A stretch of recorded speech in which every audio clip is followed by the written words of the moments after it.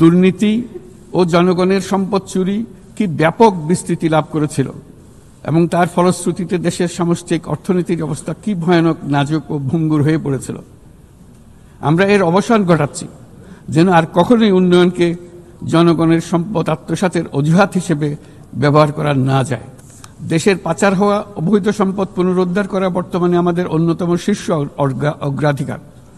গত 15 বছরে দুর্নীতির মাধ্যমে শত শত কোটি ডলার অবৈধভাবে বিদেশে পাচার করা হয়েছে।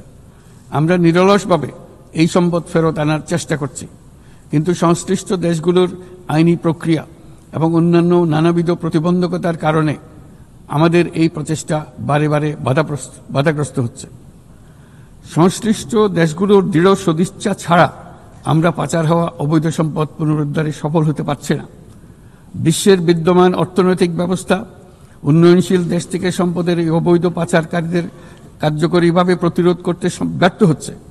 কোনো কোনো ক্ষেত্রে আন্তর্জাতিক আর্থিক প্রতিষ্ঠানগুলোর বিধিবিধানগুলো বিশ্বব্যাপী বিভিন্ন ট্যাক্স হ্যাভেনে বিপুল পরিমাণে অবৈধ অর্থ স্থানান্তরে উৎসাহিত করছে। তাই যেসব দেশ ও প্রতিষ্ঠান এই পাচারকৃত সম্পদ গচ্ছিত রাখবার সুযোগ দিচ্ছে, তাদের আমি আহ্বান জানাচ্ছি তারা যেন এই অপরাধের সঙ্গে শরিক না হয়।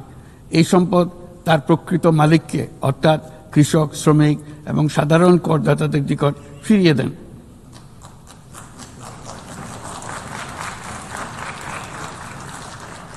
আমি উন্নয়নশীল দেশ হতে সম্পদ পাচার রোধে কঠোর আন্তর্জাতিক বিধিবিধান প্রণয়ন এবং এর প্রয়োগ নিশ্চিতের প্রস্তাব করছি।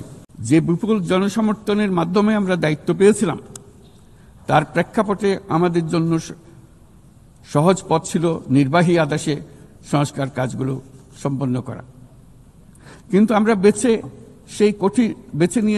বেছে নেই সেই কঠিন পথ, অন্তর্ভুক্তিমূলক ও টেকসই পথ।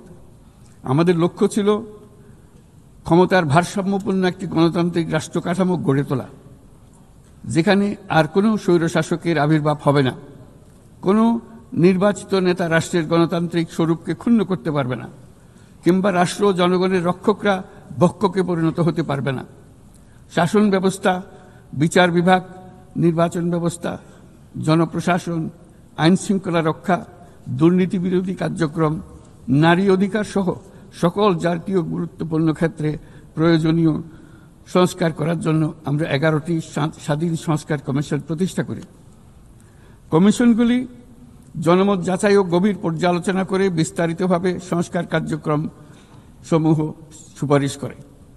এই সংস্কার সুপারিশগুলো টেকসইভাবে বাস্তবায়নের জন্য আমরা একটা জাতীয় ঐক্যমত্য কমিশন গঠন করি, যারা 30টিরও বেশি রাজনৈতিক দল ও জোটকে নিয়ে এই আলোচনায় বসে।